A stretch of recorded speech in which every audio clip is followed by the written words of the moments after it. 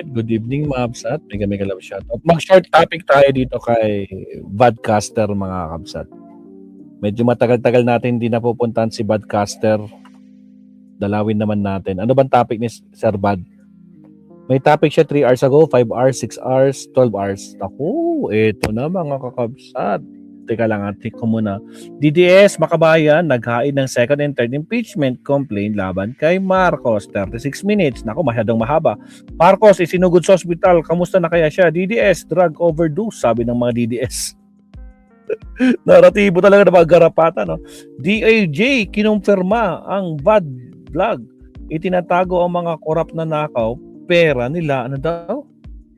Pera nila sa underground vault.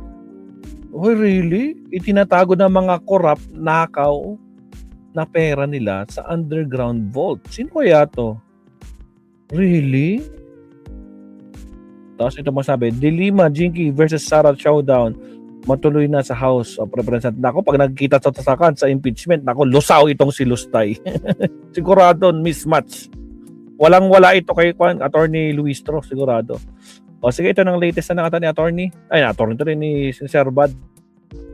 3 hours ago. Ito na lang, DOJ. Kinumpirma daw ng DOJ. Tingnan natin.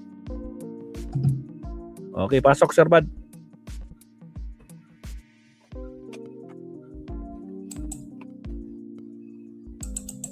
Bilisan pa natin para matapos kaagad. Pasok Sir Bad. Pass forward. Buenas noches, damas y caballeros. All the original subscribers of the Blogcaster channel will remember that as early as 2020 when we started blogging, parati ko na sinasabi sa inyo. At dito nyo lang una yun narinig na yung mga korap sa gobyerno ay hindi nagtatago yung pera nila sa bangko. Ha? Karamihan sa kanila, kung hindi man itinatago yung pera sa abroad tulad nung ginawa ni former President Ferdinand Marcos, karamihan ay itinatago na lang sa mga underground vaults. Ha? Meron sila sa mga bahay nila, lalo na yung mga opisyalis ng Bureau of Customs, DPWH, Bureau of Internal Revenue, BIR, o kaya yung mga kongresista at senador. Ha? Pag ginagawa sila ng mga bahay, meron silang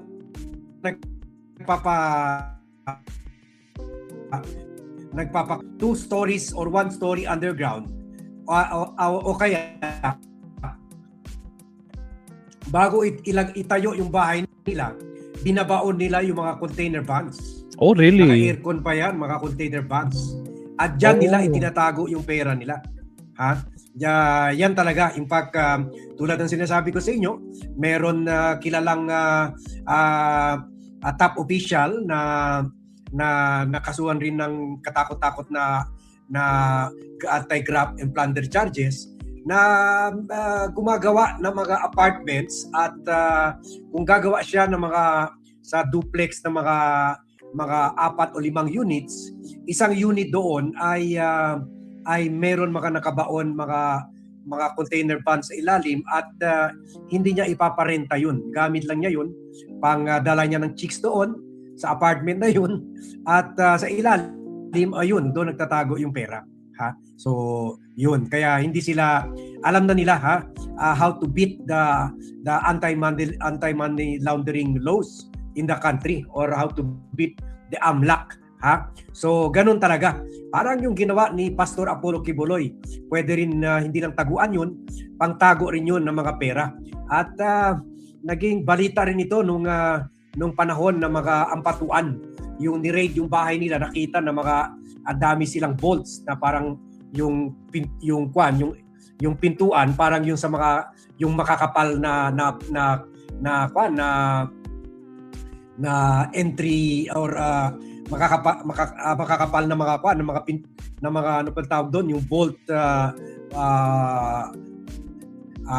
lock mechanism. Parang sa yung nakikita natin sa bangko.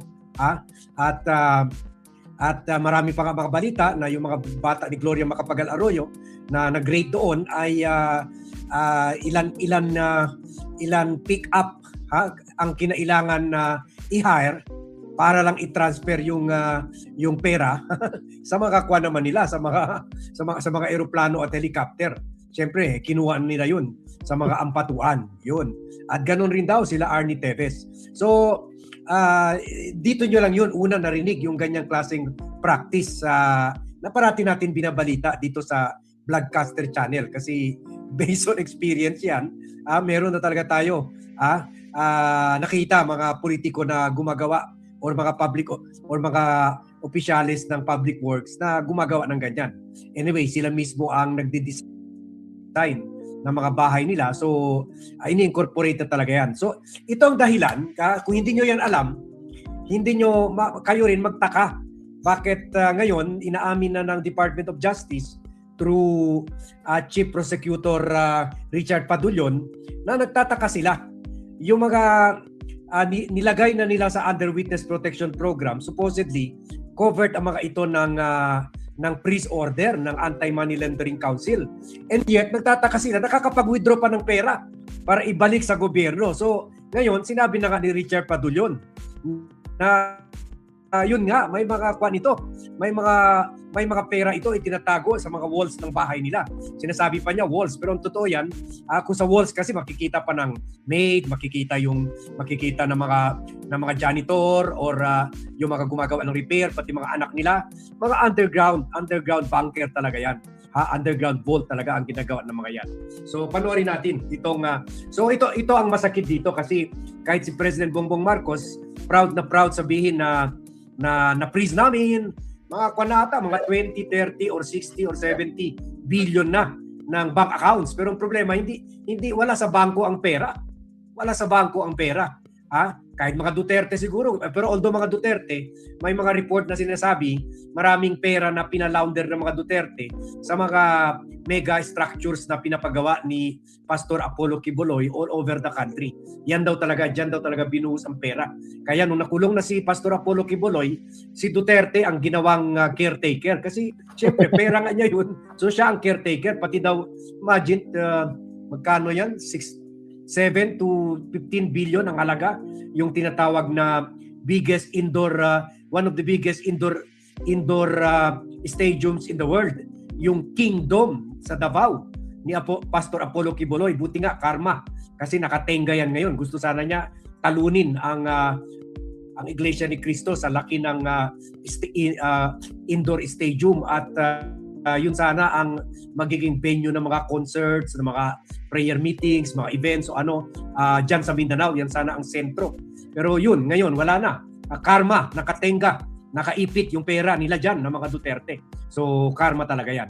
Pero yun lang, sa ibang mga opisyal, yun, tinatago nila sa mga underground vaults or bunkers. Kaya ito na ang sinasabi ng DOJ na parang these corrupt officials are going around na nadidefeat nila yung freeze order ng AMLAC, Anti-Money Laundering Council. So panoorin natin itong video and we thank TV5 for this video.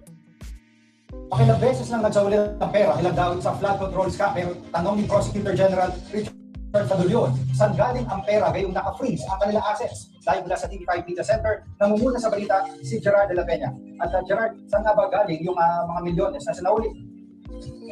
Alam mo, Jimmy, napapatanong na nga itong si Prosecutor General Richard Padulyon kung paano nga nakakapagsauli ng pera itong mga personalidad na dawit sa flood control scandal, lalong-lalo na yung mga kasama sa Witness Protection Program ng Department of Justice. So malamang hindi dumadaan sa banking system ito at meron pa nga raw sila nakuha mga ebidensya na 2019 pa na-withdraw yung marami sa mga perang ito. At kung papakulan nga raw ng Bangko Sentral ng Pilipinas yung mga suggestion, yung mga panukala na i-demonetize na yung 1,000 peso bill na ginagamit natin ngayon, ay naku, mukhang maglalabasan ang napakaraming pera na may kinalaman sa korupsyon. Pakinggan natin ang pahayag ni Prosecutor General Richard Padulyon. Kasi sila frozen. Pero nagtataka ka, ang tanong ng tao, saan mo kinuha yan? Nag-iisip ka tuloy, these people do not use the banking system anymore because it's easily traceable. Magugulat ba ako, nasa tingin ng pagod yan? O di ba sa lupa? Hindi na ako magugulat kasi. So yun na nga.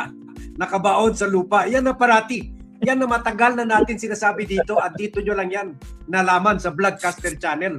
Since 2020 pa, sinasabi na natin yan. Ganyan talaga ang practice ng mga politiko. So ngayon, at least it is out in the open na ganyan talaga ang SOP nila. Ganyan talaga ang special operations nila. DICT Undersecretary at Chairman naman ng Technical Working Group for Asset Recovery ng Independent Commission for Infrastructure na si Aboy Paratiso, na gumagawa na sila or ginagawa na nila ngayon itong database na naglalaman ng mga asset na na-recover na ng pamahalaan. At kabilang dyan, itong mga air assets o mga aeroplano nito si dating Congressman Sandy Ko. Pero yun nga lang, ang sabi ni Paratiso, parang lugi dito ang gobyerno dahil gumagastos ng hindi bababa sa 50,000 pesos kada araw, kada aeroplano para sa upkeep, maintenance at hangar fees ditong mga planong ito. Pakinggan natin si Jose Paraiso. Hindi lang deposisyon mga pinaalala na ho ng ating mga leaders na botang kakat ng AMLAC at saka ng mismo pamahalaan natin. Magbabayad din. Ibang topic na ito, pero sige lang, panoorin lang natin kasi update rin ito sa mga na-recover mga eroplano at helicopter nila Saldico. Yun lang, di pa kasama dyan yung eroplano ni dalawang eroplano worth 500 million each or 1 billion at 2 eroplano ni Martin Romualdez. Tayo ng hangar fees, may babayad tayo ng upkeep and maintenance fee doon sa mga air assets na yan. Pinakauna nga ho tayo, tapos mag-assess pa ho tayo para lang pa-preserve yung mga assets na yan. Gerard, kaugnay doon sa investigasyon sa flood control scam, ito ba'y umaandar pa o anong nangyari na dito? Anong update na dito sa investigasyon? Alam mo, Jiggy, aminado naman si Padulyo na medyo mabagal nga yung usad dito at wala rin siya maibigay na timeline dahil sabi niya parang mas mabuti na nga yung mabagal pero sigurado namang tama yung ginagawa natin kaysa para tayo nagmamadali lagi at ang ending nito ay walang makukonvict o walang makukulong dito sa ginagawang pagkakaso ng pamahalaan dito sa mga sangkot dito sa flood control scandal. So sa ngayon, ang latest dyan, Jiggy, ay hinahanda raw na kaso ang DOJ. Kaugnay naman sa 3 ghost flood control projects dyan sa Bulacan. At magsisimula na rin daw umusad itong preliminary investigation kay Senator Jinggoy Estrada bago matapos ang buwang ito. Pakinggan ulit natin si Padulyon. So, ang hinihiling na po namin, konting pag-unawa. Alam po namin ang kagustuhan at hinihiling ng taong bayan. Ginagawa po natin lahat. Pero hindi po tayo pwede magpadala sa galit. Kailangan pong mangbabang pa rin yung ating paniniwala sa batas. Yan muna ang latest. Balik sa'yo, Jiggy. Yan po ulat ni Gerard de la Peña. Okay, TV5. So yun na yun, ha? Yun na yun, na yung parati nyo nang narinig na paulit-ulit sinasabi ni Vlogcaster na ganyan talaga ang style ng mga politiko at ay confirm na nga. Ang sad news lang ay habang nagyayabang itong si President Bongbong Marcos sa laki-laki ng pera na na-freeze na ng AMLAC, wala pala. Baka yung ibang account, tinanong natin kung magkano. Frozen assets. Frozen. No? Later on, ikuha natin yan. I-discuss natin yan. Pero malaki-laki na rin. Siguro mga 70 billion na ata or 50 billion, ganon. Pero yung pala, baka wala ng laman. Yung mga bank accounts na yun, kaya kasi ang pera ay yun na, nakabaon na. Nakabaon na. So, sayang, no? Kung ganito. Sana ngayon na alam na ng gobyerno na ganito at ngayon at parati naman natin ito sinasabi sa Vlogcaster Channel, sana gumalaw ng mga gobyerno, baka pwede sila makakuha ng search warrant para sa mga lugar ng mga corrupt officials sangkot sa flood control and other anomalies. So dapat yan ang gagawin nila susunod. Dapat they should be one step ahead dito sa mga corrupt na mga tao sa gobyerno at pribadong sektor. So sige, hanggang dyan na lang muna tayo.